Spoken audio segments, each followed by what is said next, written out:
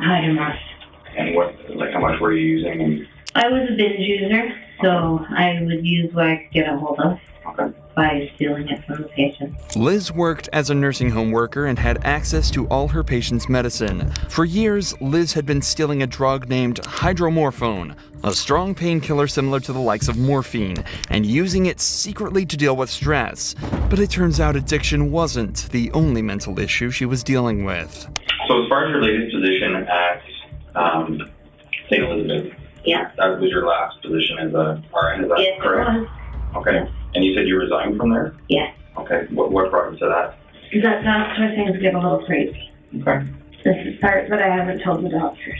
When my ex and I broke up in 2007, I was already taking the medication for my borderline personality disorder. And I was so angry. And it was like a voice said inside me, I'll use you, don't worry about it. Liz has struggled with borderline personality disorder for years and took medication to try and suppress it. This meant she hadn't let it affect her much, at least not until 2007, where this would change in a horrifying way. The detective then decides to ramp up the pressure, and the interrogation quickly turns from an interrogation to a confession. So, Mr. Silcox, it says here you were working a double shift from 3 till 7, right? 3 p.m. to 7 a.m. In Woodstock? Yes. Okay. And tell me about your knowledge of James and your daily interactions during a shift with him. I didn't see him every time. He wasn't always my patient.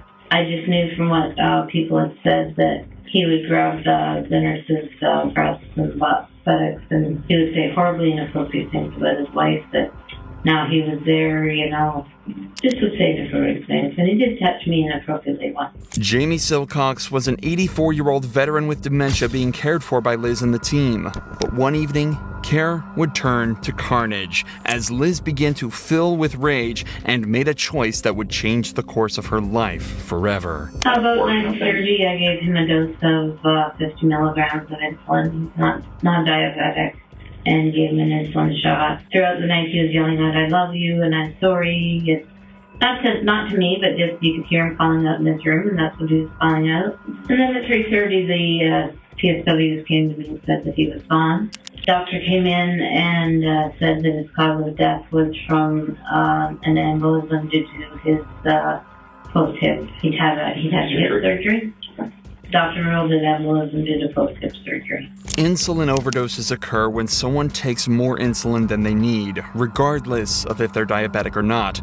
Too much insulin will dramatically lower the body's blood sugar level, which can cause dizziness, loss of consciousness, and of course, death. What's more concerning, though, is how difficult it can be to identify it as the cause of death. And even in cases where it is identified, it's very difficult to prove it was an overdose of insulin that caused it in the first place. This wasn't even the first time she'd attempted this either. In 2007, she administered 2 other inordinate doses of insulin, but they failed to kill the patients. But while this was the first time she was successful, it was far from the last. Maurice. How did you pronounce Maurice's last name? Granat. Is it Granat? Okay. He was another one who liked to grab breasts and asses. Okay. He was sometimes a patient of mine. See, at that time, I didn't have a set floor that I worked on. I worked on all the different floors as a nurse, kind of filling in. Okay. So one afternoon I was working with him, and he did grab me. Mm-hmm. And again, I got that feeling inside that this is his time to go. So I gave him an overdose of insulin after supper. Mm-hmm. And I believe he died the next day. And what was his reaction to receiving the insulin? Again, it was just kind of like, oh, okay. I just said, the doctor wants you to have a vitamin shot. That's what I usually say. Liz had now begun to refine her method, telling the victim it was just a vitamin shot, and had even hinted towards a motive. And again, I got that feeling inside that this is his time to go. Each time she thought about killing somebody, she felt a deep, intense feeling in her stomach that implied God wanted that person back and that their time was up. And the different times that I have caused people's deaths or caused them discomfort through the insulin, Mm-hmm. I believe it was the influence of that voice or whatever it was. It wasn't a voice in my head, it was a voice in here.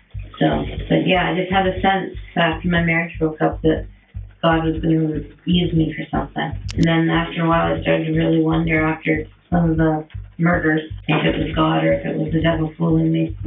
Did you feel like you were doing the right thing for these people? No. I felt like I was doing what I was supposed to do, but it wasn't what was right for them. While people with BPD can often exhibit impulsive behavior and disturbed patterns of thinking, it's uncommon for patients to be affected the way Liz was. Many BPD patients may experience brief or prolonged episodes of strange experiences, such as hearing voices and feeling compelled to harm themselves or others, but it's exceedingly rare for them to act on them. It's likely her behavior was owing more to the antisocial personality disorder she was diagnosed with later on. Those affected with ASPD are often observed to have a severe disregard for the law and the feelings of others. They also often find it harder to control their anger and refuse to let other people stand in the way of their reckless behavior. Neither one of these conditions are solely responsible for Liz's behavior. It was likely a combination of the two that planted the idea in her mind and then allowed her to go through with it with little resistance. So Gladys, this takes us to November of 2011 at Crescent Care. It says here Gladys was a type 2 diabetic and had dementia. How old do you think Gladys was? 92. 92? Okay. Tell me a little bit about Gladys. What was she like when you cared for her? Well, when I first started caring for her, she was walking and talking, and she had quite the spirit. She once punched a man because she overheard the nurses telling one of the gentlemen, "No, you can't push your wife around. You have to come with us." And she turned around and she said, "You can't treat a woman like that." Boom! And hit the man. And hit the man. So then we're all in a state of trying to keep them from fighting with each other and trying to keep them from hurting us. Right. Yeah, she was very spunky. But she went downhill fast. Did she? Eventually, she had dementia, didn't take her pills well, didn't eat well, very stubborn woman. And as always, one evening I just got that red surging feeling that she was going to be the one. And gave her insulin overdose. Did you ever get that feeling outside of work? No, never. No? Did you ever get that feeling going to work, knowing that something was going to happen that shift? No, it always happened at work. So, if I were to use the phrase spur of the moment, would it be something that you would just have that feeling come on? Or yeah, I guess you could say that spur of the moment, but it usually start happening, focused on one patient, and then I would feel that red surging, which is what made me think it was God. Okay. Which I'm so embarrassed. Like I said, I'm not here to judge you. Right? I know. Right? I know. One of the most strange things about Liz is how casual